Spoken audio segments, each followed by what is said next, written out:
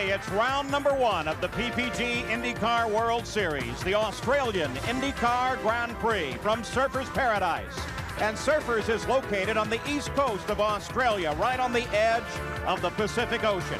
And here at Surfers, it is Mansell Mania, as all over town, not only pictures of the IndyCars, but of the reigning Formula One champion driving in his first IndyCar race. Let's go down to Mansell's pit area and Gary Gerald. Paul, without question, the interest that this man has triggered in his arrival now in IndyCar racing borders on the phenomenal. Never before in IndyCar history have so many press members been accredited for this race, with the exception, of course, of the Indy 500. And Nigel has responded brilliantly. He's been fast in practice. He set a track record. He starts from the pole. The question now, Nigel, as you take this step to becoming a full-fledged IndyCar driver, what concerns, what apprehensions? I think the major concern at the moment is whether it's going to rain or not. And I just hope the car works as good as it did in the last 10 minutes of the warm-up this morning. But really now, just concentrating on the job in hand is the most important thing. Have a good, safe day. Keep in mind, he is the first man in 37 years in IndyCar history that in his first start wins the pole position. Let's go back in the pack now and check in with our colleague Jack Arute. Well, Gary, we're back here in 13th starting position with the PPG IndyCar champion from last year, Bobby Rahal. As you can see, what a marked contrast from the pit area or the starting area of Nigel Mansell. It's very lonely back here.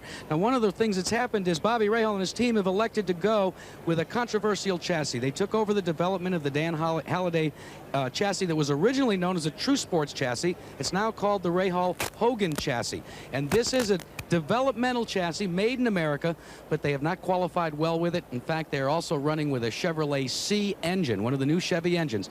But for Bobby Rahal, it's pretty far back in the pack. What's going to have to happen for you to be in the hunt? Past 12 other guys.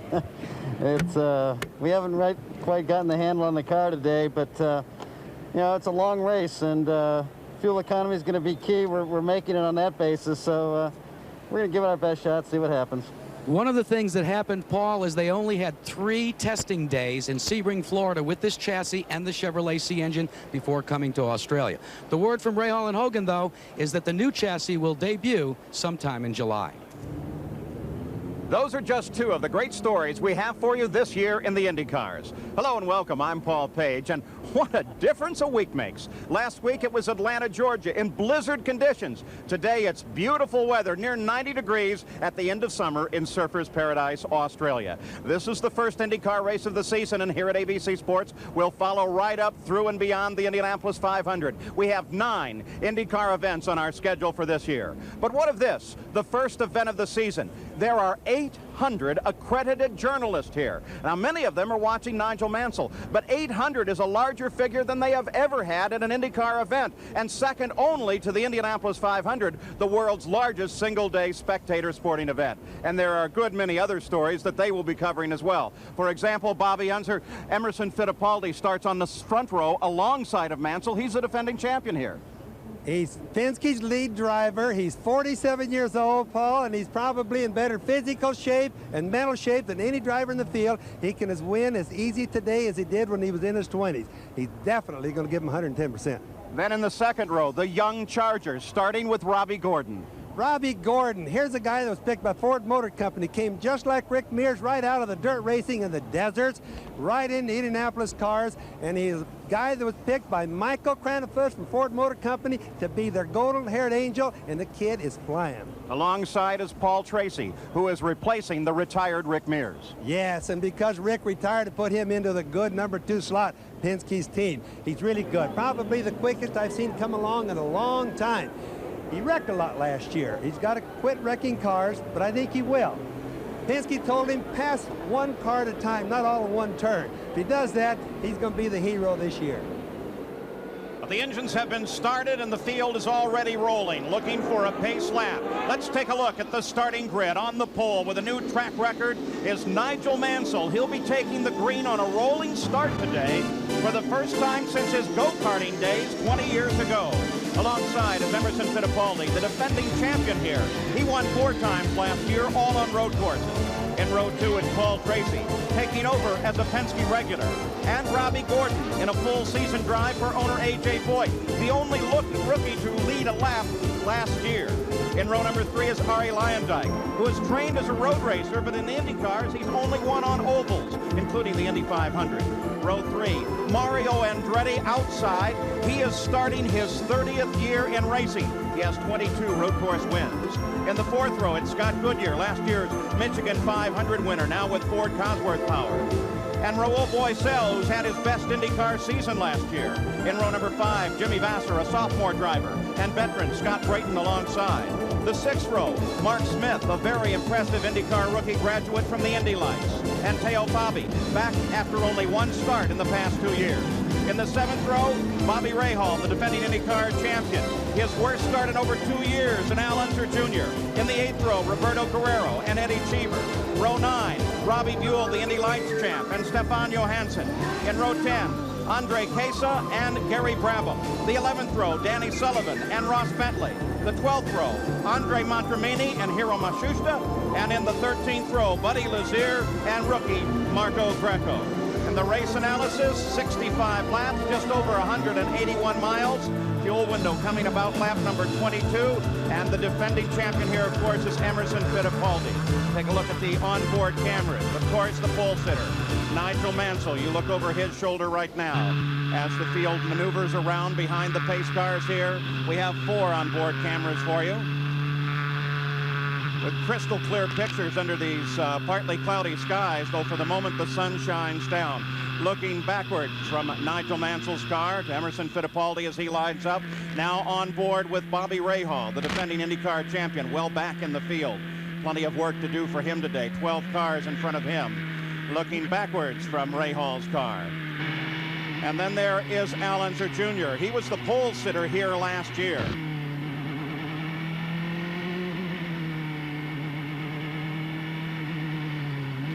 As they begin to pick the pace up, you can see how pretty it is here in Surfers Paradise. Danny Sullivan set to go.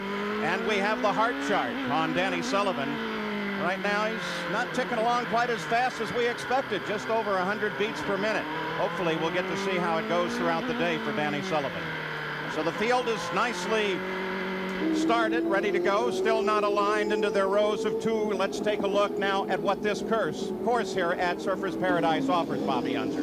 Yes, well, that's the Surfers track is a 2.8-mile track around 2 very long straightaways, a little bit over a mile each. The front straightaway, which is where the start-finish line is, Paul, is about a mile long. Gets up to about 185 to 190 miles an hour with 2 chicanes put into it to slow the cars down, because they would have run well over 200 miles an hour without it. At the end, 2 short straightaways, the back straightaway, real long again with 2 chicanes in it, a little bit of turns at the north end, and that's it for the whole turn. All right, the field now still single file, as they should be set for green as they come away from the beach and off of the Esplanade. And that will turn them westbound for just a few moments, and then they will come back southbound on the Gold Coast Highway. A temporary circuit here, and those long straightaways coming off of very slow corners mean that they're burning fuel at an incredible rate. And fuel has been a question with all of the teams here thus far this weekend. Very shortly, they should come into their more traditional alignment. It's difficult to do on a temporary circuit like this. And Bobby, so much to look forward to as now the front row begins to assemble. Yes, it certainly is. This turn where they're going through here is 290 degrees, one to the left, one to the right. This is up on the north end that I didn't quite cover too well. Look how they're all lined up really good, Paul. All right, the field comes into alignment now. The first race of the IndyCar season is about to begin as Nigel Mansell leads the field off the corner. Jimmy Swintal, the flagman, his first time in that position. As he takes a look at the front row, it's nicely aligned. The green flag comes out. Emerson Fittipaldi moves to the front. Paul Tracy moves outside of Nigel Mansell, and the Penske cars pick up the lead.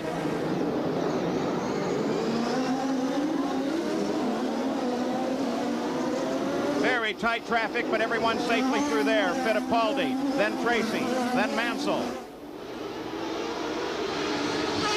Robbie Gordon sitting back in 4th place. Now Fittipaldi beginning to pull a bit on Paul Tracy as Robbie Gordon begins to attack at the back of Mansell's car. Robbie Gordon still trying on Mansell as he comes down inside, and Robbie Gordon forces his way past Mansell. Mansell has dropped from the pole back 3 positions.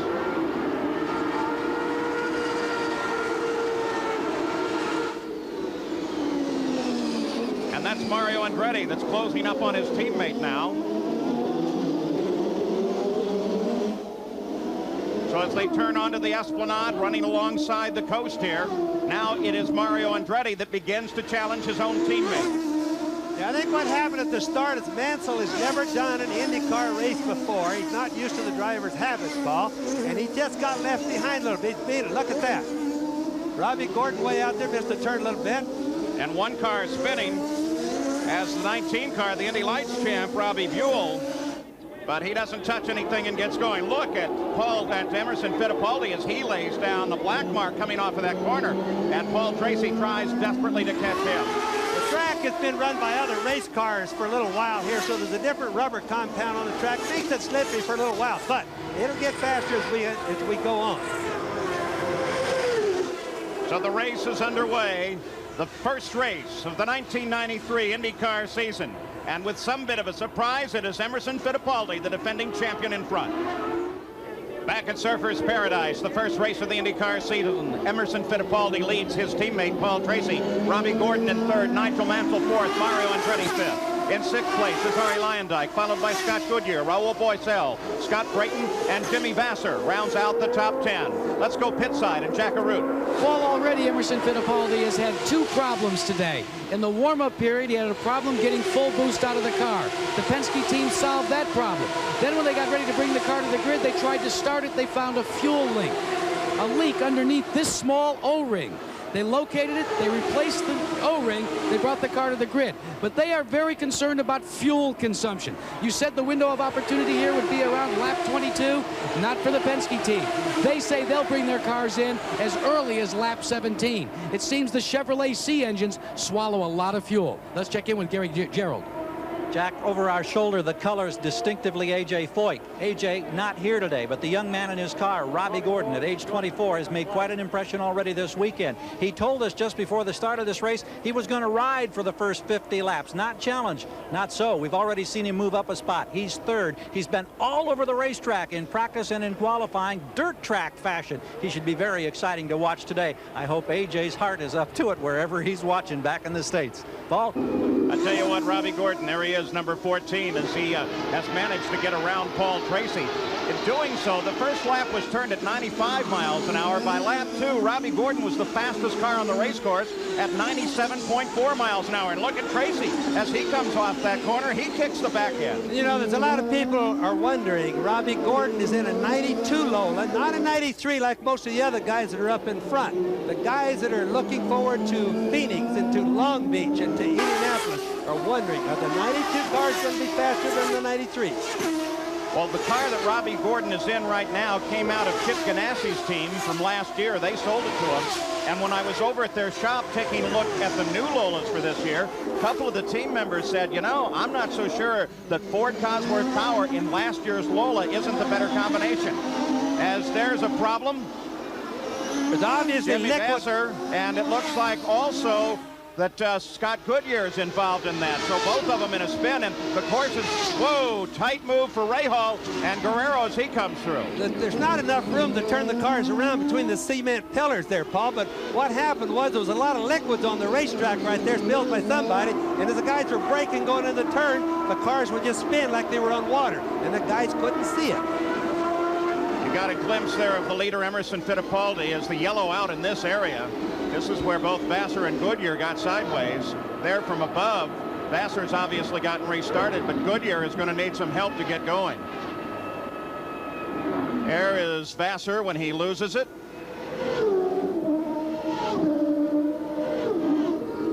They just looked like they had nothing but rear brakes, but actually there's a lot of fluid on the road, and as soon as they hit the brakes, they just lock up and they just go into spinning. You didn't even see smoke coming off the tire. Well, it was obvious, too, that Goodyear had lost it in front of Vasser.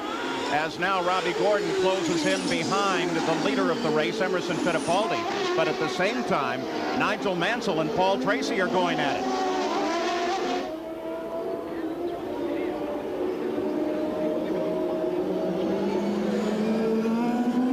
One of the nice things about Australian races, the crowd at an Australian race is accustomed of walking from point to point. Roger Penske keeping track of his team. They'll watch at one corner for a while, and then the way they lay out the areas here, there's no restriction. You can go on to the next corner and watch for a while. It's really nice, and the crowd just keeps moving throughout the day. Of course, in road course racing, that's what's really nice about it. You can, through the course of the entire race, you could actually see every place on the racetrack just by moving around.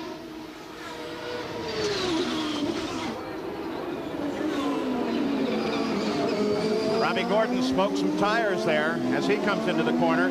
Mansell playing it very careful, which at this point is very smart. Let's go to Jack Arute. Penske continues to work very hard here, not for Rick Mears, who's retired, but now for Paul Tracy. Working on the radio, lap after lap, watching by way of Australian TV. He simply said to Paul several times, nice and easy, nice and easy. He's going to talk him through this race, and he hopes to a victory. Well, thus far, that's been exactly the way Tracy's been playing it. Another interesting thing about Roger Penske is contrary to what some people think, he never pressurizes or pressures his drivers. He always lets them go easier. He doesn't believe in having to get a driver to go faster. It's always slow down and be careful. But he likes to win. He's always picked drivers that go faster on their own, doesn't he, though? Yes, he does. Still Fittipaldi in front. The driver is very cautious in this, the first race of the season, a track that can change very quickly. We are just on the edge of the tropics here, and so rain can happen at any time, though, as you can see from looking over Danny Sullivan's shoulder, nice clear skies overhead, and there's the heart chart. Danny came up a bit to 131. Now, that's an update.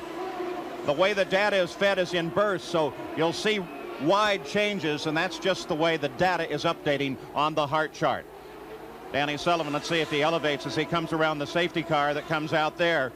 Danny Sullivan looking solid as he continues around this circuit, running in 15th position. At the front of the field, it remains Emerson Fittipaldi, the defending champion at Surfers. Back at Surfers Paradise, watching Nigel Mansell, who just seconds ago, as Paul Tracy got wide on a corner, ducked under Tracy and picked up third place once again. No indication of what might have gone wrong on Tracy. Here it is, locking his brakes full on the inside line. Yes, the left front was locking up, but he might have a serious problem, Paul. He wasn't really in the right place on the racetrack to be braking right then, so we'll have to watch and see if there's another problem. Back to the front of the field, the number 4 car of Emerson Fittipaldi. Right behind him is Robbie Gordon in 14. And Paul Tracy very definitely with a problem as he's on pit road. Looks like he may have crushed something. We'll take a good look at this as he comes to a stop in the Penske pits. You can look at the tires. They're not sitting on the ground just exactly right, but he doesn't look to have any body panels or any wings or anything knocked off or bent up. But there's something serious because you can look and see the way the mechanics are moving slow. They've got something that's permanent and bad on the car. Already they've removed the steering wheel. Jack Arute, can you give us an update? Yes, I can, Paul. The report, and after inspecting it, they feel they've lost a half shaft. A half shaft has gone away for Paul Tracy, an early out for the Penske team. Bobby Unser, half shaft, rear of the car, lays down the power. Is that a result of running over those curves? Absolutely, Paul. That's one of the biggest problems. These cars have limited slips in the rear end, so they're not locked all the time. But when they get them in the air, like you watch when they go through the little chicanes and they come back down on the ground with all the downforce from the wing, it really locks them. And it's really hard on the axles and the transmissions. And already this week, we've seen some transmission problems. Very much a partisan crowd here in Australia for this man, Nigel Mansell. First time in the history that the reigning Formula One champion has left his own series and come over to join the Indycars. He does seem to be enjoying it. What an easy-going, wonderful guy he has been for having been just totally inundated with press and well-wishers and everything this week. He's just taken it so well. He's every inch a champion. He certainly is, and I think one of the most interesting things is watch him right now of how sure and how positive he is as he works the steering wheel. Paul, that guy doesn't work nearly as hard as a lot of the guys we see with in-car cams in there. He really knows where his car is going to be with the utmost confidence when he turns in and through the turns. Now watch him on this course in the onboard camera. Does that not remind you of Rick Mears? The same very gentle style, slight movement of the wheel.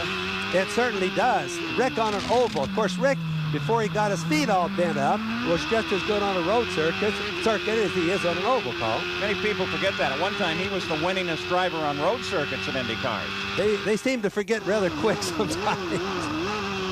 So Nigel Mansell in pursuit of Robbie Gordon. And maybe now as he closes on Gordon, we can get an idea how the driver of that black number 14 car has been handling these chicanes. From time to time, it's been spectacular.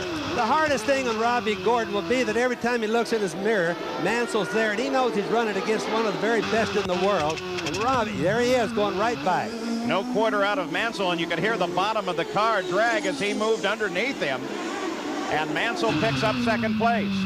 I just started to say that he knows when he looks in that mirror that Mansell is there, and Mansell is tough. But by the same token, Mansell went right on by. Gordon is going to get tired of this race because Robbie works a little bit harder than most of the guys do.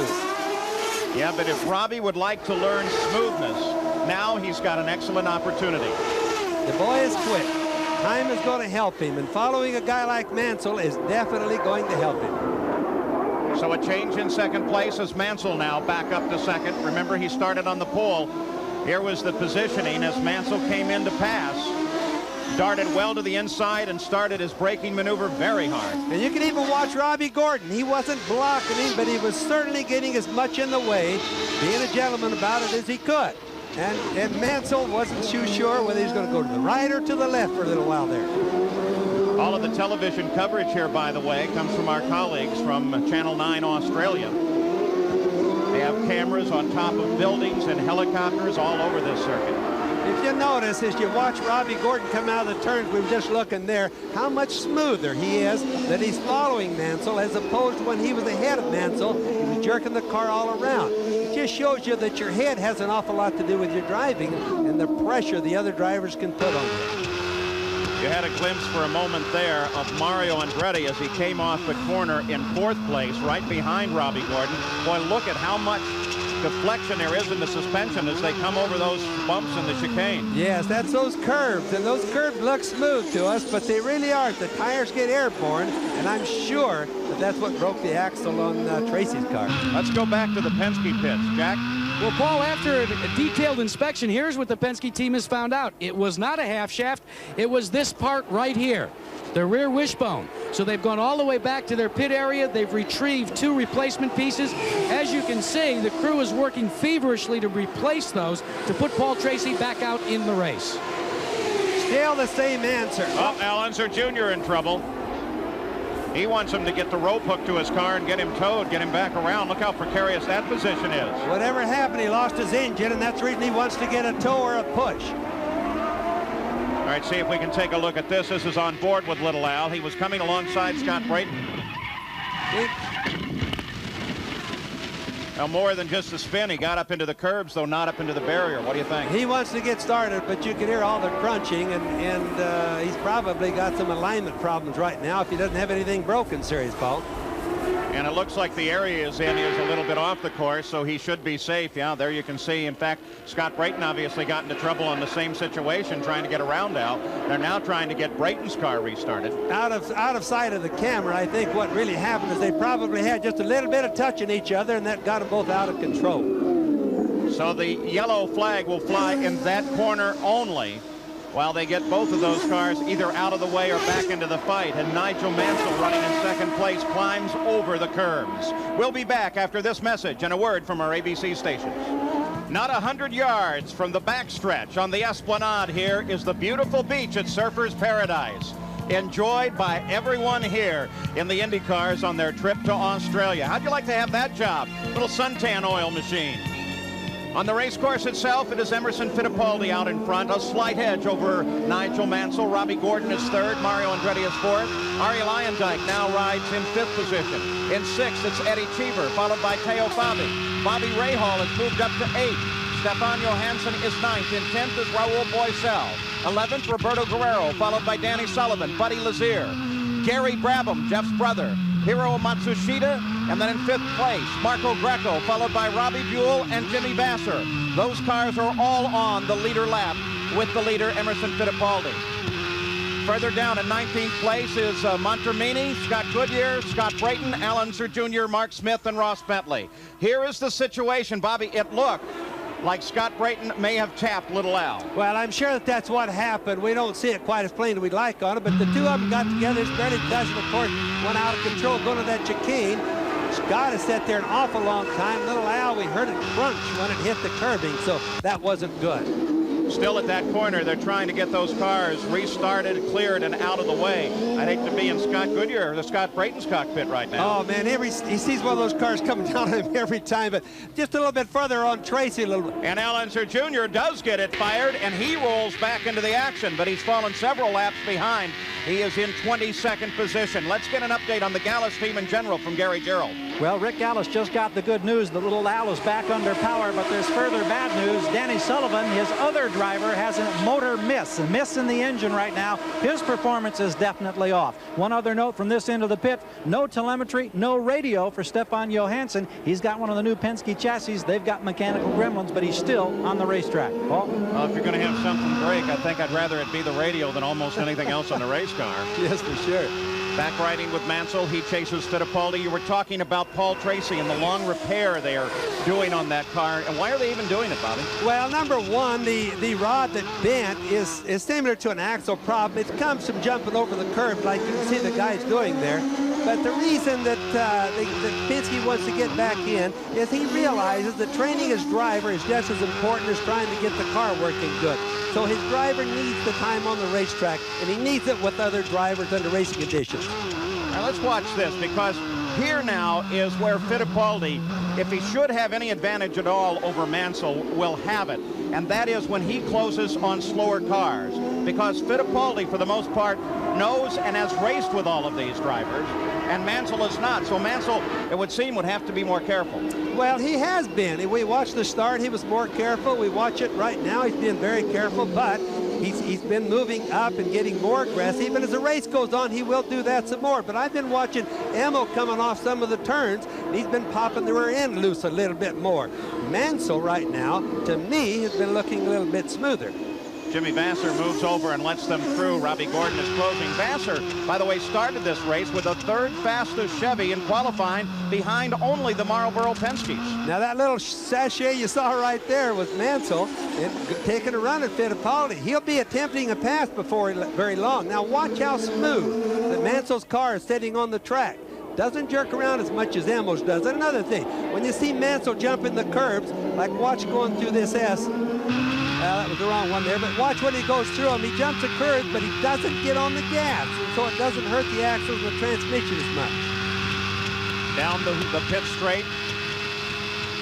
Still chasing Fittipaldi. Robbie Gordon was able to get around the slower car of Jimmy Vasser and has now rejoined this pursuit. And as a matter of fact, as they have moved through traffic, it's begun to close the front end up a little bit, and they're in closer contact.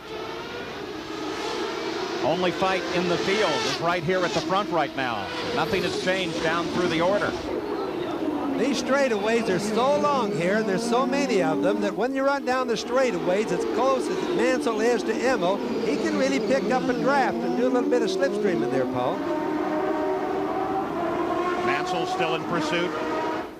Chevy Penske Power in front. Ford Cosworth and Alola in second place. Notice, too, yet another car off in that corner, but it didn't look to be part of the original incident. Still yellow flags flying on part of the course.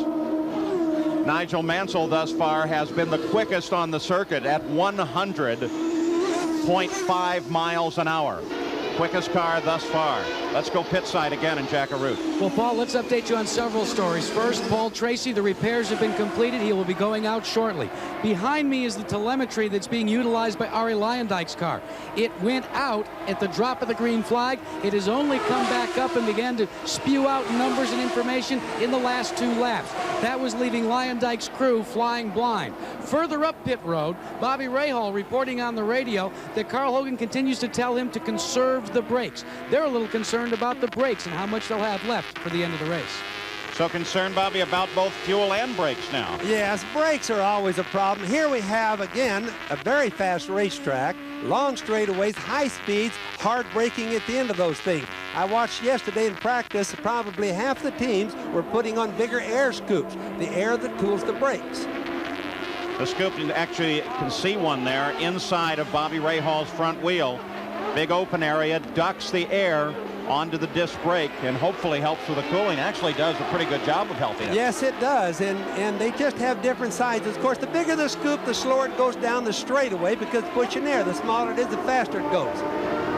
Nothing changes at the front. The field runs static at the moment as Fittipaldi is still the leader of the race. The defending champion here scored the first victory for the Chevrolet B engine. And the beautiful beach at Surfers Paradise. Look at those waves rolling in. Some of them are remnants of Cyclone Roger, not named for Roger Penske, but Cyclone Roger that passed through here earlier in the week. At the front of the field, it is still Fittipaldi, followed by Mansell and Robbie Gordon. Wow. Right now. Whoa. And here comes Nigel Mansell as he comes inside of Fittipaldi. He used the advantage of a back marker that was sitting by the edge of the course, put himself into a great position and does what he does so incredibly well. Jumped on those brakes at the last second and got past Fittipaldi. And Robbie Gordon is now right there to challenge Fittipaldi as well. You know, ironically, he didn't really want to do that to Emo. He put Emo in a very embarrassing position. Watch this. He comes in. He's got both front tires locked up as much as he can lock them up. He's embarrassed because he really did Emo wrong, but he couldn't help it. Once he was committed, he had to continue on. The guy that was good and smart on that was Emo because he avoided an accident, Paul. So you're saying that he did him wrong and that he really shouldn't have come in slapping inside like that? That's right. He was out of control. Nigel was going in there out of control with the brakes locked up. No way to turn, no way to do anything. If Emo would have kept going with his line, there obviously would have been a wreck. I don't know. I thought it was kind of fun to watch. Spectacular piece of driving. It certainly was. But here's on board, and Mansell is so capable of driving inside somebody. Look at that. he didn't want to do that. It's slippery in there, but once he was in there and committed, he'd been running in on Emo like that and thought he could get by him, but Emo probably went a little bit deeper. I think Emo's had hot brakes and been easing off a little bit on them, Paul. Smoke pouring off of Nigel Mansell's tires as he came off of that maneuver, though. How much damage may he have done? Not very much on the front tires. If he'd locked up the rears, that's where all the weight is and the down pressure is, so the fronts wouldn't have hurt all that much. Now back behind Fittipaldi, as you're looking back from Mansell's car, is Robbie Gordon in car number 14. And he is beginning to worry Fittipaldi. Yes, now if you watch, Emo slid back quite a ways here. Now, it's very possible that Emo's not having good brakes, that he's having problems with them, because Mansell was really beating him into the turn before. Now Robbie's right on his bumper and going to see how bad his brakes are, if they are, because Robbie will do a pass just like Mansell did. 16 laps are complete at Surfers Paradise, the first race of the PPG Indycar World Series. The window for fuel stops should open by lap 22, though the indication earlier was that the Penske team may even bring their cars in earlier. Certainly that would be true of Fittipaldi because Tracy is no longer a factor. I don't think they're going to be able to make it to lap 22, Paul. And the reason is they have 3 warm-ups. It's a long ways around this track. They use a lot of fuel. I think the guy's going to have to come in around 19 laps. The sky is clear. The sun is shining, as you can see there. What does that do to the fuel situation? Does a hotter day burn more fuel? No, it really doesn't change it. They're all computerized, and the temperature isn't really changing. So if the sun comes out, what it's going to do is it'll slow the racetrack down because it beats on it and makes the rubber a little bit more slippery. Contrary to what people think, a dry, clean racetrack is the fastest. When it gets rubber on it and the sun hits it, it gets slippery. Watching Nigel Mansell in front of the field.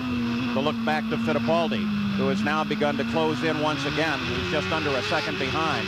And Robbie Gordon watches. Now let's take a look at this. This is that pass. Now, as they come around, did he pass under yellow? No, he didn't, because it's only a turn yellow. He really got him in a good place, just under the cloak, I guess. How do they do that rule then? I thought the minute they see the yellow flag that was it. He couldn't pass until he got beyond the incident. No, it isn't when you see it, Paul. It's the turn on road circuits. It's yellow just in the turn that they're showing the yellow, or it could be yellows, plural, on down around the racetrack. So Mansell taking advantage then of both the slower car and the yellow flag that was in front of him, but you say perfectly dead on legal. I think he took the advantage at that particular time just because he couldn't avoid it. He had committed himself into that turn too deep. He had to go on by. Update on a couple of drivers. Al Unser Jr. is now 3 laps behind the race, and Paul Tracy is back out on the track, but he is 9 laps behind the race itself. Still 16 cars running on the leader lap. Nigel Mansell, the leader, followed by Fittipaldi, Gordon, Mario Andretti, Arie Luyendyk. The only thing that has changed is at the front of the field. Now, as you watch Nigel, he's leading the race. Emmo's right there behind. If you watch him going through the chicanes, the curbs again that we were talking about, he isn't jumping the curbs near as bad when he's leading the race as he was when he's following Emmo. Now, that's because that the leading car.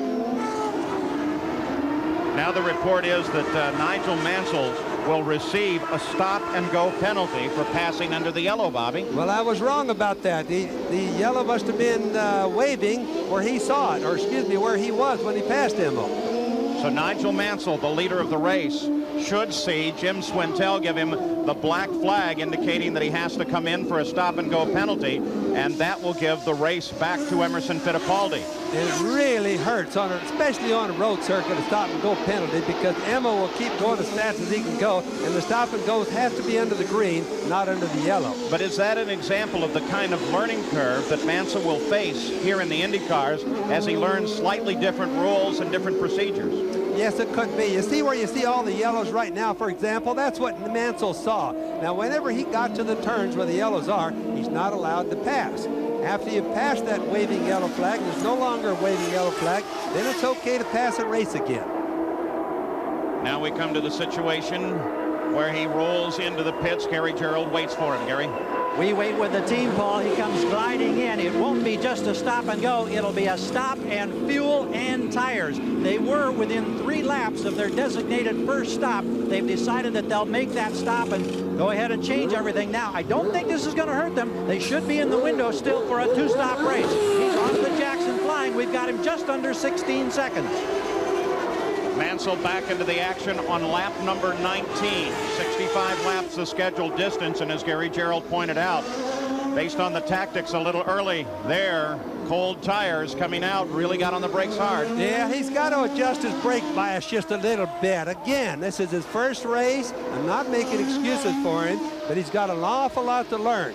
I think he's done awfully good by sitting on the pole today, but we watch him as he goes along, learn a bunch. So at the front of the field, the situation changes again. Fittipaldi is in front. Robbie Gordon has begun to close up. That's Gary Brabham that sits behind him. He has been lapped in the field, but he certainly is a favorite of this Australian crowd. By the way, not his first time in an IndyCar. He had a test in the Porsche IndyCar at the Nürburgring a couple of years ago. So here is Fittipaldi out in front of the field, lap number 19. He should be due into the pits at any time, as should Robbie Gordon.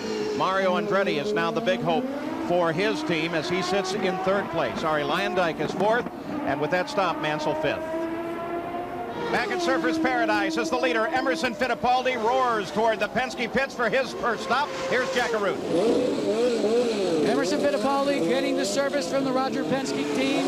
They are going to change all 4 tires. They're going to take on fuel, and they're also going to remove some debris from the left front wing. Waiting for a full load of fuel. No major changes. And Fittipaldi is down and away. Let's go to Gary Gerould. Robbie Gordon just left, 15.3 on his stop. No chassis changes, just tires and fuel. Paul? Robbie Gordon coming out right behind Fittipaldi, and Fittipaldi on these terribly hard tires here. In fact, most of the drivers, most notably, though, Mansell, has had trouble adjusting to the tires here. There is Mansell, though, sitting up at speed as he comes around Gordon and gets in behind Fittipaldi again. Mansell has been on the fly. Remember, his tires are up to full temperature. Yes, that's right, Paul. I'm just going to bring that up. His stop-and-go penalty didn't make any difference because he did a pit stop within about a lap, maybe 2 laps when Emmo did it. And when Hamill came back out. Mansell's tires were hot, and look what he did. Right on by. Mansell, just while the pit stops were going on, he came out in 5th place behind Leyendyk, and he was able to get around Leyendyk very quickly, and now cutting his way up through the field. Marco Greco had a problem earlier. He was sitting nose on into the tire barrier. It looks like the tires caught the car, though, and no damage nor injury. In fact, he might even be able to get restarted. Racing tires are thermostatic. I want to explain that just a little bit. When they're cold, they don't grip as well normally. Sometimes you get tires that do, like rain tires are good when they're cold, but these type of tires that are smooth and no tread in them most often don't get good adhesion until they really get worked up good. And early in the race, when you see the guys warm up, they're whipping back and forth. They're trying to work that rubber to get it hot. Here is Mario Andretti in for his first stop of the race. He's had a clean run to this point and has been in contest at the front of the field the full way. Tires changed, methanol fuel going into the tank. Car looks clean and good. And finally, Mario is waved away. So Mario comes back into the fight, falters just a little bit. Finally, the engine catches, and Mario in this curved pits alongside the Pacific Coast, or the Gold Coast Highway. It's part of the racetrack.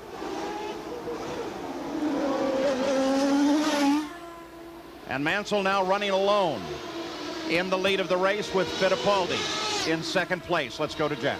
Arie Luyendyk getting his first service of the afternoon, taking on 4 tires. The crew has gone to work very quickly.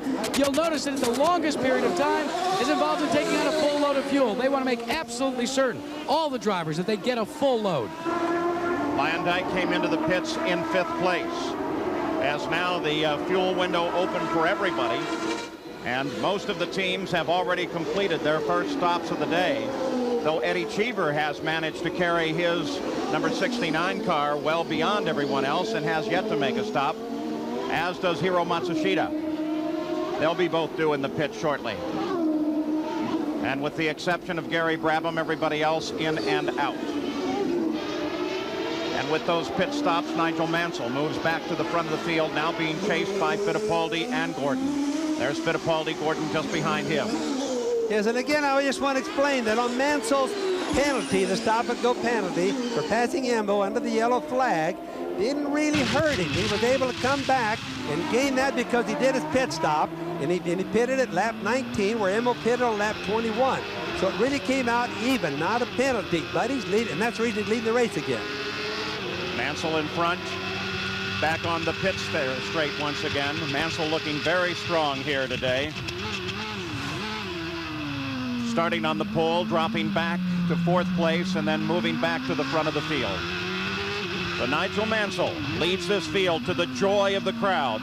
On a global scale, Mansell is one of the best known and best paid athletes.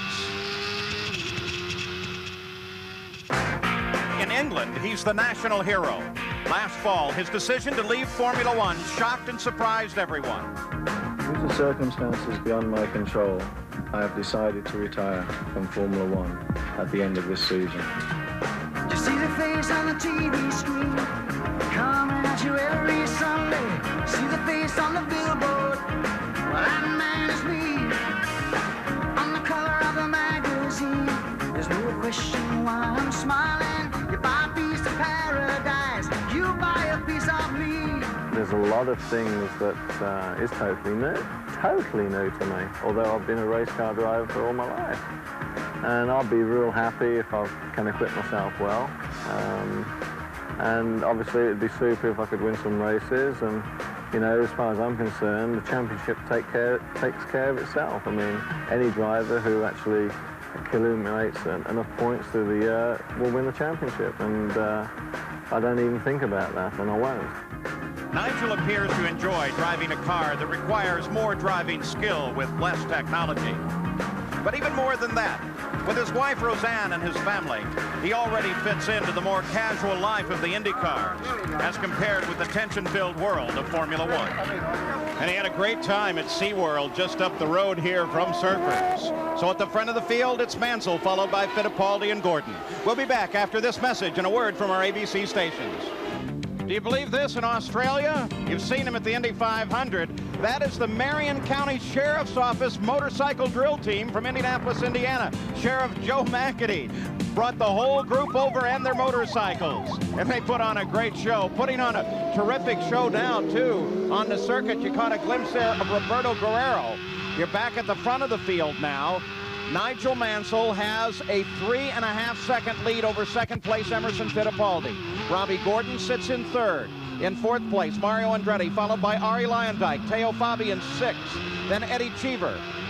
Then Bobby Rahal finally moving up, but he continues to work on Eddie Cheever a bit. Raul Bosell is ninth. In 10th is Roberto Guerrero. Buddy Lazier is 11th. Hiro Matsushita is 12th. In 13th is Stefan Johansson. Gary Brabham is 14th. 15th is Scott Goodyear. In 16th is Danny Sullivan, followed by Al Unser Jr., Scott Brayton, Ross Bentley, and Marco Greco. Paul Tracy is 21st. Robbie Buell, 22nd. Mark Smith, 23rd, and Jimmy Vasser is 24th.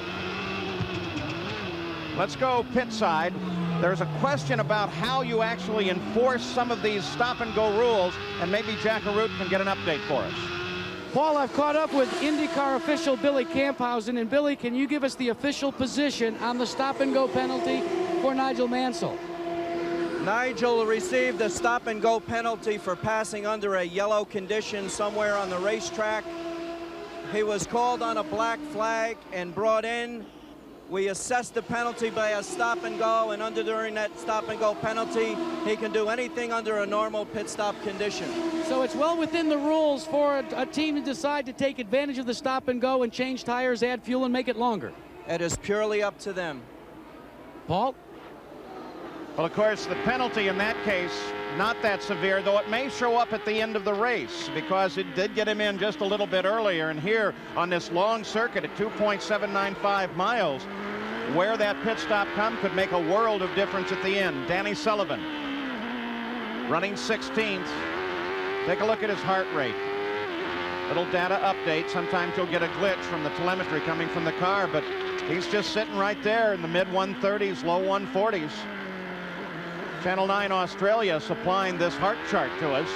You know, Paul, for ages, that's been just about typical of the way race drivers are. They don't really change much during the time of the race. Even when they get tired, they stay about the same. Yeah, but if there's the ongoing question about race driver as an athlete, there's the evidence right there. Here's a fellow who sits the entire race at a very, very high heart rate. Robbie Gordon, third place, car number 14, driving for A.J. Foyt. Under the watchful eye of Ford executive Michael Kranifus, who has really helped this driver come along. And a 92 Lola chassis, last year's chassis. Paul, you know, it's possible that's still going to be a good car in Indianapolis year, the 92 compared to the 93.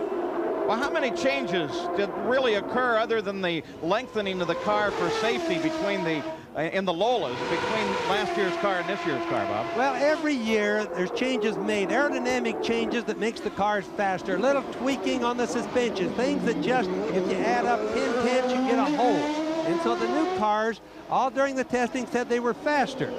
But I'm beginning to wonder when I look at that 92 car. But right now, on the 93 cars, the upgrades are very minute. Back with Mansell at the front of the field. Let's go to the Pennzoil pits. Teo Fabi is the driver there, and get an update from Gary Gerald. I'll tell you what, Paul, I've been very impressed with Teo and his return now to IndyCar racing on a full-time basis for the Hall VDS team. He started 12th. This morning in the warm-up, they had the motor shut down at the end of the session. They had to trace an electronics gremlin, found some faulty wiring, got it corrected. He has worked his way up to 6th. Nothing dramatic, nothing flashy, but he is slowly working his way up through the field. One other footnote, Eddie Cheever, who stretched his pit stop further than anybody else, had to make an adjustment to his lap belts. They became partially unfastened. He got them back in the proper spot during his stop. He's running behind Fabi in 7th place. So Fabi runs in 6th, Eddie Cheever in 7th. This is the driver in 8th place, Bobby Rahal. That is Cheever just ahead of him. And they have been going at one another rather constantly on the course for the last several laps. Remember that this race car that Bobby Rahal is in is the True Sports car of previous years. He's hired Don Halliday as here comes Mansell into the pits, and this is totally unscheduled. Nigel Mansell comes into the pits. It was only 10 laps ago that he was there, Gary. Only 10 laps ago. They've changed the rubber. We don't know why. It caught us by surprise. He now spins away. I don't know if he suspected a tire going down or what, but totally a surprising stop for Mansell. And of course, in doing that, he relinquished the lead of the race. Fittipaldi has taken it over. Mansell came out of the pits in 4th place and now has the job once again of having to work his way back up through the field. But twice already today, he's proven very capable of that. The most likely thing on that has to be that he thought he had a flat tire, punctured tire going down, but we sure didn't see anything. He was leading it when he came in, and it was a normal stop. He comes out on cold tires, which means that both Scott Goodyear and Mark Smith behind him will be in a little better condition to corner, and Scott Goodyear moved around Mark Smith when he slowed down there. Of course, Goodyear is well up in the order ahead of Smith. Goodyear currently running in 15th and Smith in 22nd. And now Nigel Mansell coming back up to full speed as his tires begin to heat up and allow him to brake a little bit harder. Now you watch Scott Goodyear pulling up, trying to get around Mansell. He's actually faster. He just was in the wrong place to brake and get into the turn first. But both of those now are 93 Lolas with Ford engines in them, so you can see how close they are. Well, look at Scott Goodyear as he swings back and forth, looking at a place to take a shot at Mansell and move forward. Goodyear's not had a great run to this point because he does sit back in 15th. Got involved a little bit earlier on, but Goodyear is another one of these drivers that is a charger in this year. Had a great season last year. Remember his 2nd place finish at Indy and his win at the Michigan 500. You can expect a lot out of Scott Goodyear and Derek Walker's team this year. He's a lot like Rick Mears. He comes on stronger at the last call than he does on early. Well, there is Mark Smith, the 25 car. Let's go down to the pits. Gary Gerald maybe can give us an update on the Mansell pit stop. Well, it was exactly as we suspected. He thought that he'd had a puncture. Remember, about 6-7 years ago, he lost a world championship in the final race in Australia when a tire went away. This time, the tire apparently wasn't going away. He suspected it. That's why he came to the pits and got fresh rubber back out there. Could prove to be a very costly stop. It's now a 3-stop race for Nigel Mansell.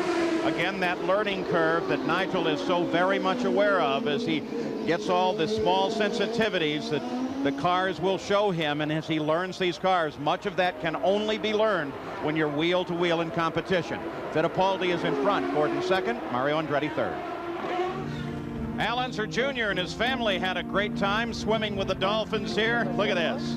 Little Al out there. Wow, what fun. At SeaWorld, not far from here. There's Shelley. And when I said the whole family, yeah, I'm sorry to report, would you do that to your pet dolphin? Let Bobby Unser on? I don't think so.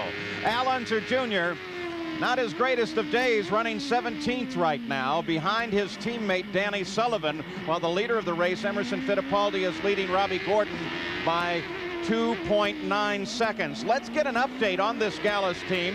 Go to the pits and Gary. Well, here's Rick Gallus, and Rick, that unfortunate incident puts little Al way back. You're running in 17th, so what is your plan now for the rest of the event? Well, I think my plan is just to go home after this race, Gary. We've had a horrible time, and just hadn't really been our weekend. We've struggled and everything, but the team's kind of hung in there, and we thought we had a good run with Al. And I really don't know what happened out there, but unfortunately we lost 4 laps, and right now we're just gonna do the best we can and try to finish. Well, we'll see you in a couple of weeks at Phoenix, that's for sure. Thank you. Looking forward to it. All right, thank you, Rick. Now let's go further up pit road. Here's one of the real fascinating stories of this weekend, and Jack Arute has the details. Gary, right behind me, Buddy Lazier is undergoing his 2nd stop of the afternoon. Lazier is very thankful that he's in the race because, come here, look at this. This is the nose, all that's left of it, that he had on the front of the car when it crashed yesterday in practice. Now, you might say, no big deal, you can just replace it. Well, the problem was they were in such a rush to secure sponsorship, they built up a show car and used their last nose on the show car, came to Australia only with the nose on the car. So here's what they had to do. They located a nose in Las Vegas, Nevada, late yesterday afternoon. They took a friend who lived in Las Vegas. He picked up the nose from a collector. He carried it in his hands by air to Los Angeles, California. They then tried to put it on a United Airlines flight. Unfortunately, the flight had already departed for Sydney. The people at United Airlines called Qantas. Qantas said, well, mate, Our flight hasn't left yet. They rushed the nose over there from United.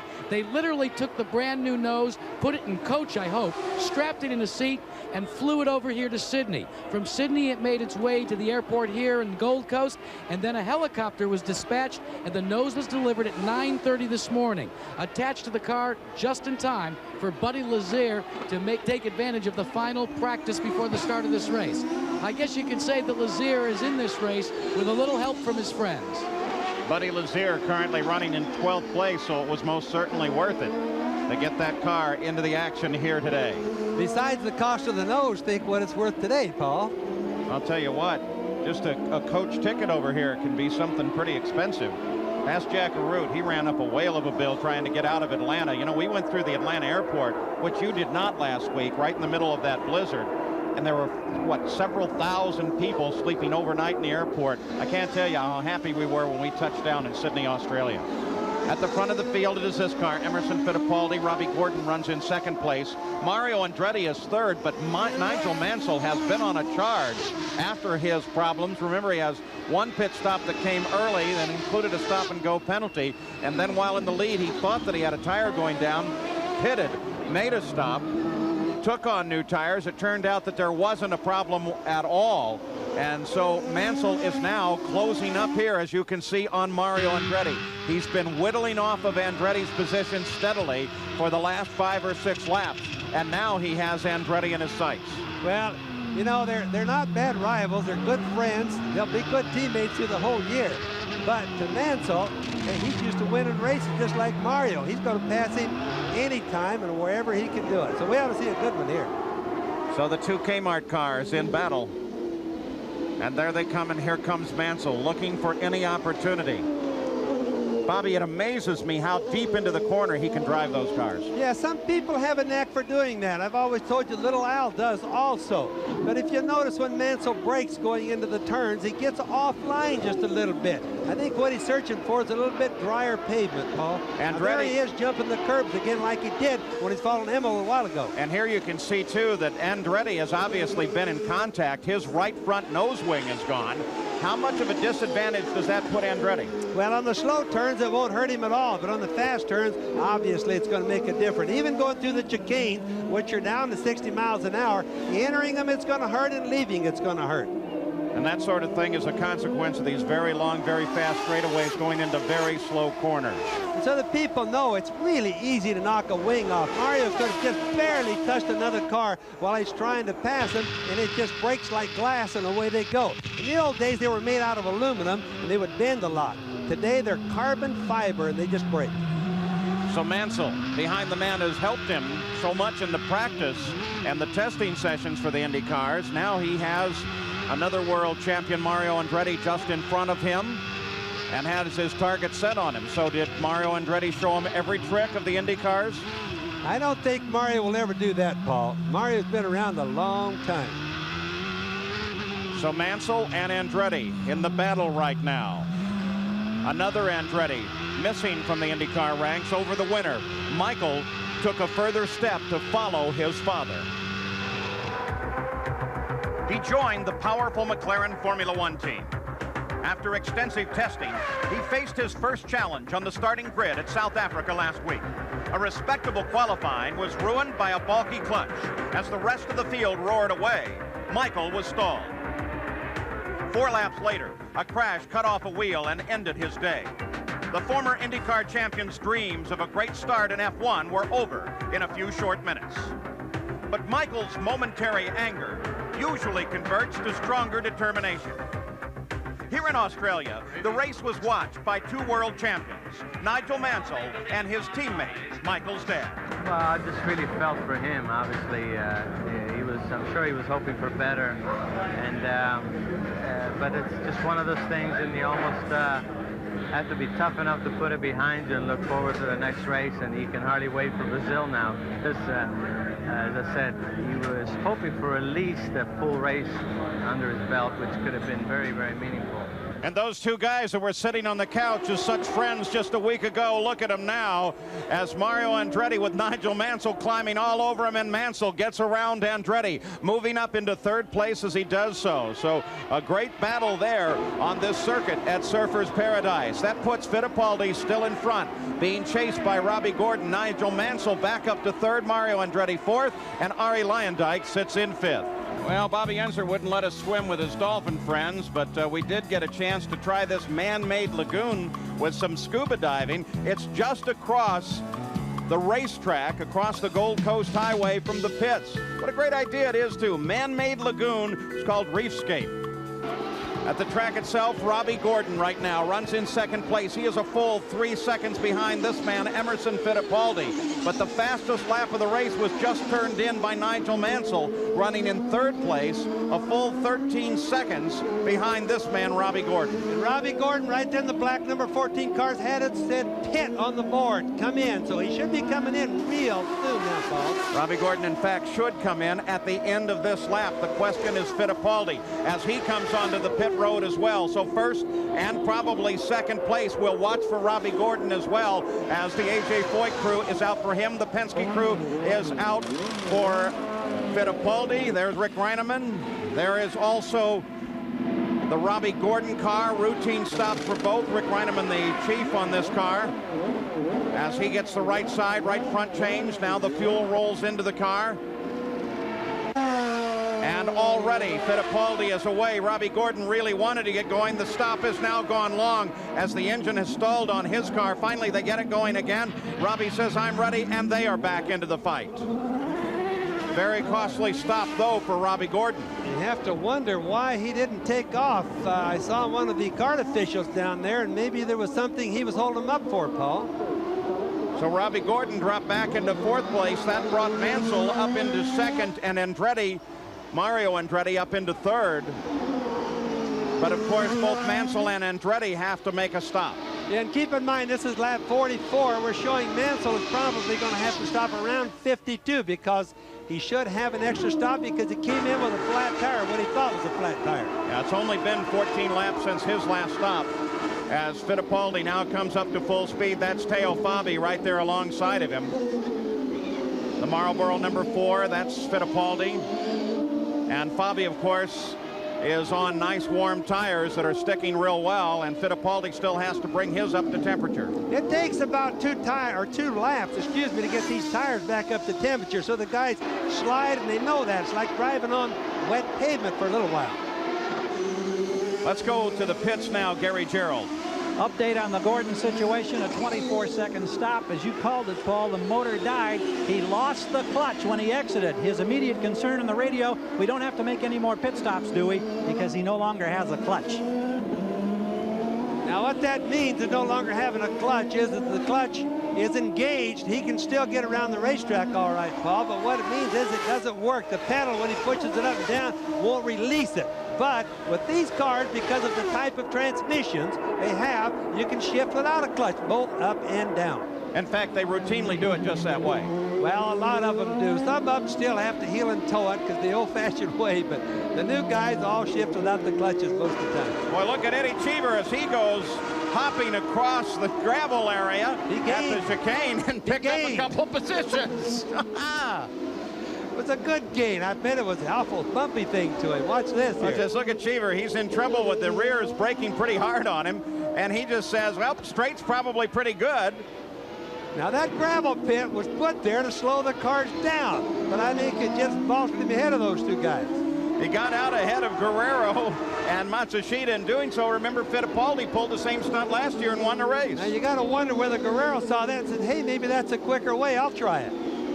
Emerson Fittipaldi running in third place behind Mansell and Mario Andretti, who have yet to stop. Let's get an update from Jack Arute. Paul, you're looking at all of the methanol that's left in Emerson Fittipaldi's fuel tanks. It's less than a gallon of fuel. They wanted to take it all on board. They weren't able to get it all there. And when Roger Penske, who was behind me, checked with his crew, he asked, how are we on fuel? The answer was, we're on the ragged edge. They would have liked to have gone another lap, but they probably didn't have it. A 2.7-mile circuit here, the fuel to get that far around. They're waiting for Mario Andretti down in the Kmart pits. And then Roger Penske, here he comes. And what Mario's going to be thinking, or excuse me, Penske's going to be thinking about doing is, what do I do? It's going to be turn the boost down and short shift. That means a lot less RPM all the way around. 4-tire change for Mario Andretti on lap 45. He runs in second place, but while he sits in the pits, Fittipaldi has already flashed past and put him down to third place. Now here goes Mario. Back up to full speed. 4 new tires on the car and a full tank of fuel. 65 laps, the scheduled distance. That's 20 laps away for Mario. Mario's still in pretty good position, Paul. One little tiny left front wing adjustment. Of course, he doesn't have a right front wing on the car, but a little adjustment to the wing, and away it goes, and he's in third place. That's not bad right now. That adjustment, is that most likely to balance the missing right front? Yes, they keep screwing it up, keep turning it up a little higher to give it more downforce to make up for what isn't there on the other side. 5th place Ari Luyendyk comes into the pits, makes his stop. He managed to go 24 laps since the last stop, so that'll give you an idea of how these cars are doing on fuel economy. Luyendyk, of course, a Ford-powered machine. Some of the guys that are back a little ways, like Luyendyk, will often shift a little bit early. If they realize they can't lead the race, the best thing to do is to try to outsmart the guys on fuel or go a little bit longer in chance that they may find a yellow flag and be able to pit under a yellow.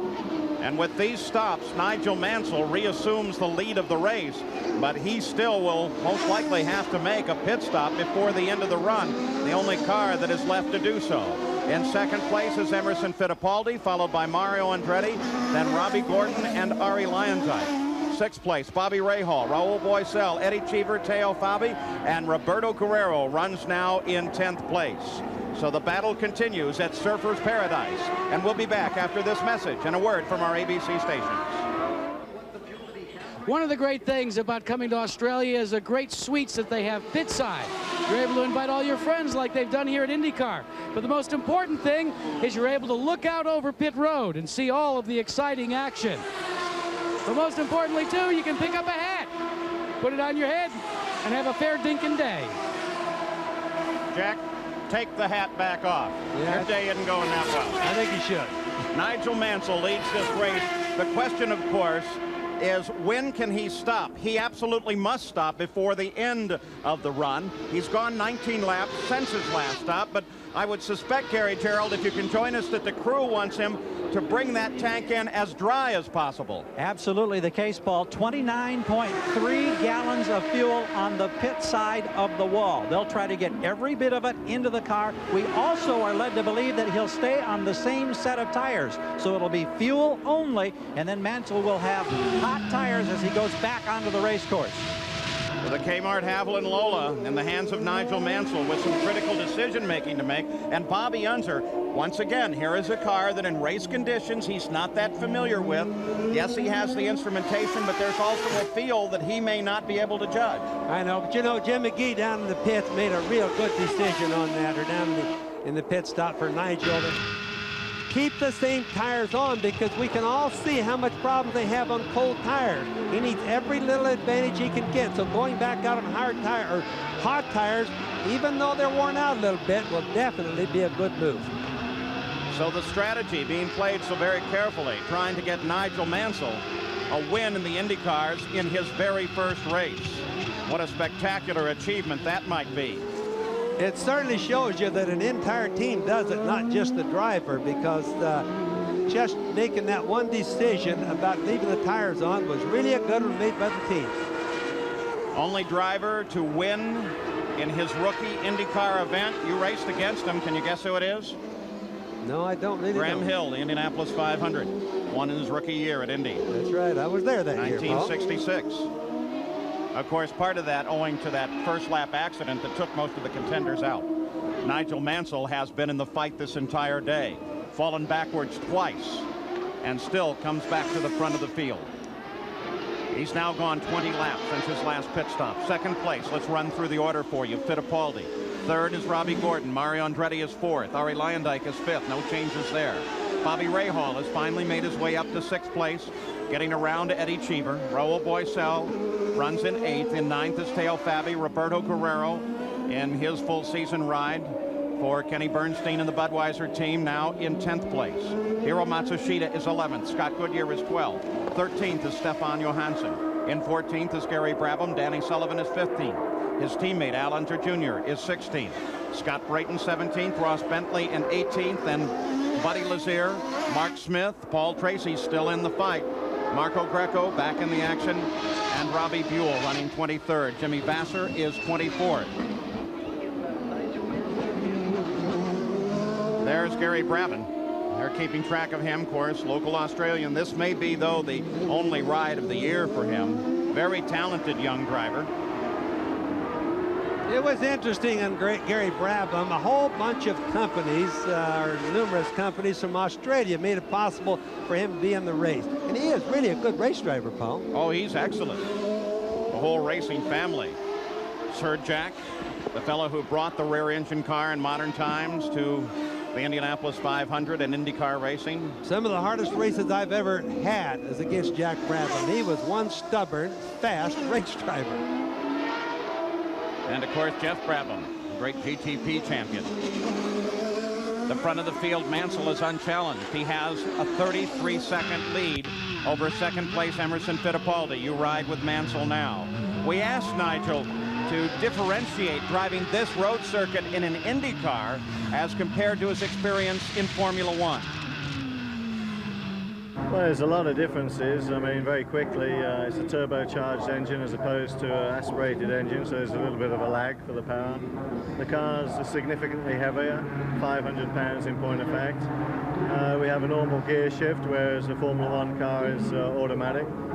And then we have a pop-off valve as well that we have to regulate, and a whole host of other things. But basically, the driving style in the slow corners is similar, with the exception that with an IndyCar, because they're so much heavier, you have to be almost a little bit more precise, because if you miss the apex, you don't really get a second go at it, because the car is so much heavier, it's less responsive to change. Whereas a Formula One car is dancing all the time on the knife edge, and therefore if you actually miss the apex, you can maybe have one or two more goes at it. Otherwise, I'd say it's more or less identical. And now Nigel Mansell on the pit road for what should be his last stop of the day. Gary Gerald is there. Keep in mind, Paul, it is his third stop. He had that unscheduled one when he thought he had a puncture. He did not have a puncture. This time they will not change tires. They're going to stay on the used tires. 29.3 gallons in. He's out of here in just under 9 seconds on our clock. An incredibly fast stop as it's fuel only. They keep the old tires on, and Nigel Mansell heads for the end of the pits, looking for Fittipaldi, who runs in second place behind Mansell. Mansell gets out clean thus far. Those tires fully heated up, paying off for him. And here comes Fittipaldi. So Nigel Mansell in and out of the pits, and maintains position in doing so. Fittipaldi came across the line 19 seconds behind. What a spectacular stop for Nigel Mansell. It certainly was a fast one, but now we'll just have to see, did they get enough fuel in there? Did they get it all? That's what we'll have to find out now, Paul. Well, Gary Gerald is down there, and he can check and see if all of the fuel came out of the tank. The best guess is that you would have to have drained that tank fully. Gary Gerald, what's the story? Yeah, Paul, we're looking down at the tank, and we can see, I mean, in the hose, with the way they mark it, I believe about 1.5 gallons, close to 2 gallons left. So they didn't get it all. They got close to all of it. Will it be enough? That's going to be the big question, because the best indication, certainly out of most of the cars here, was that you were going to need every drop of fuel allocated to make it to the end of the race. Nigel Mansell stopped and comes out 19 seconds ahead of Fittipaldi. As the remnants of Cyclone Roger left the area, it made a great day for the kiters. Look at this as it towed them down the beach. Little rough for surfing, though. The waves, at one point, they had a 43-foot wave just off in the Pacific. Here ashore, it's Nigel Mansell, 19 seconds ahead of second place Emerson Fittipaldi. When you look back from the rear of his car, every time he glances down into his rearview mirrors, look at that. Empty track behind him, and he's burning up the record. The track record was 77 miles an hour. Nigel Mansell is averaging 97 miles an hour, 20 miles an hour faster at this point. But can he hold on to the end of the race? Let's check first in his pit with Gary Gerald. Paul, the crew here says they're not concerned about the fact that there are 2 gallons of fuel left over there in the hose. They're wondering if the tires will be all right. We talked to one of the tire men. He said that should not be a problem at all. We'll take it nice and easy. They think they're going to be able to slide home with a win, and this storybook tale looks like it's going to reach heroic proportions for Nigel Mansell. Let's go further up pit road now. There's Jack Arute. Gary, imagine the frustration with this team, the Roger Penske-led team, as they check their computer, the telemetry on board, reading out how many miles per gallon they're getting for their fuel. They literally don't have enough fuel on board to do any heavy racing, so they're going to have to maintain that second position and wait for the green light, maybe in the last couple of laps, to put the hammer down, as they say, and try and chase down Mansell. Third place is Robbie Gordon, A.J. Foyt's number 14 car. That was Paul Morgan standing right behind Jack Arute from Chevrolet Engines, a guy that one of the big designers of the Chevrolet engine, and I'm certain that he's worried about whether or not the Chevrolet's not going to get the proper amount of mileage. They have to get 1.8 miles per gallon, and I could just look at the frown on Paul's face. It looked bad. Well, most of the engines weren't coming anywhere near that kind of mileage in any of the practice. You saw some seriously long faces in the Penske pit. Robbie Gordon solidly in third, 20 seconds behind the leader, 24, and just 6 seconds behind Emerson Fittipaldi. So in those terms, maybe Robbie Gordon has a chance yet to catch Emma. You know, another interesting thing, a Chevrolet engine was thought about in June of last year, and they have 65 engines built already by now. But there really isn't any development time, whereas Ford has had a whole year on it, Paul. You're talking about the Chevrolet, what they call the C engine, which was developed from the middle of last year, seeing its first race here today, as opposed to the Ford, which was merely an upgrade of last year. Right. Back in the field, the battle for 6th place involves Bobby Rahal, the defending IndyCar champion. You're on board with him now, and Eddie Cheever, who sits just behind him. These two have been at it constantly throughout the afternoon. And Eddie Cheever has really been smoking the tires, trying to get around Rahal at every opportunity. Bobby Rahal's True Sports car is not quite as fast as should be, but boy, he's been driving the heck out of it Yeah, today. but they call it now the Rahal Hogan 1 as we come on board with Al Unser Jr. And they say they're going to have a new version of that car out probably sometime late June, early July, not in time for the Indy 500. Al Unser Jr. as he moves inside of Scott Brayton. Scott Brayton was running just ahead of him for a bit, and now he puts Brayton down, and his next target is that car that you just saw of Gary Brabham. Nigel Mansell still out in front, but the lead changes only by a second, 18 seconds in front of Emerson Fittipaldi. There are now 7 laps to go, but long laps they are, 2.7 miles around this 16-turn course. Back on board with Danny Sullivan. Let's see how fast his heart is going. A heart-stopping drive for Danny. I don't know what all those little lines mean. They have to get the numbers up there for me. There you go. Got a flash at 171. Well, that means he's probably getting a little bit tired. Of course, it's almost the end of the race, so he should be tired by now. Danny Sullivan, not with his best of days, currently runs in 13th place. So he has gotten a little ahead of his teammate, Al Unser Jr. Changing cars for that team this year, going over to Lola's, leaving the Galmer machine that won a couple of races for him last year, including the Indianapolis 500 for Little Al. Look how smooth Nigel is right now. He's just smooth as silk. And the reason is he has nobody to race with him, as you said just a few minutes ago. Emerson has no fuel to race hard. He must go slow. So Nigel just going to coast and make sure he doesn't have any problems the rest of the way. Nigel has dropped off his high-speed run considerably. His fastest lap was at 101. He's now turning laps at 97.1 miles an hour. That's a full mile an hour and a half slower than Emerson Fittipaldi. But that's a calculated run. This is an incredibly smart racing driver who now knows if he is to win, he must pace himself to the finish. So in first place, it's Nigel, followed by Fittipaldi, Robbie Gordon, Mario Andretti, and Ari Luyendyk. Back at Surfers Paradise, Australia, under bright blue skies and sunshine, Nigel Mansell may be on his way to a historic finish in the IndyCars. He's averaging 20 miles an hour faster than last year's lap record, but his lead over Emerson Fittipaldi is steadily being whittled away because now he must play a very tactical game, trying to stretch his fuel tank the remaining 3 laps to the end of this race. Fittipaldi is 15 seconds behind, but he is being attacked by Robbie Gordon. Now, Gordon closed down to within attack distance, but then between Gordon and Fittipaldi lies Bobby Rahal with a battle of his own going with Eddie Cheever. That's a battle for 6th place, so Rahal wants to hold off Cheever if he can. You know, Robbie Gordon, just I've been watching, he hasn't been gaining, he hasn't been passing these other 2 cars. We know that Emmo hasn't been using full power, he has no fuel. He short shifts, he turns his boost down. But watch Robbie Gordon at the top of the screen there, the black car in the last place right there.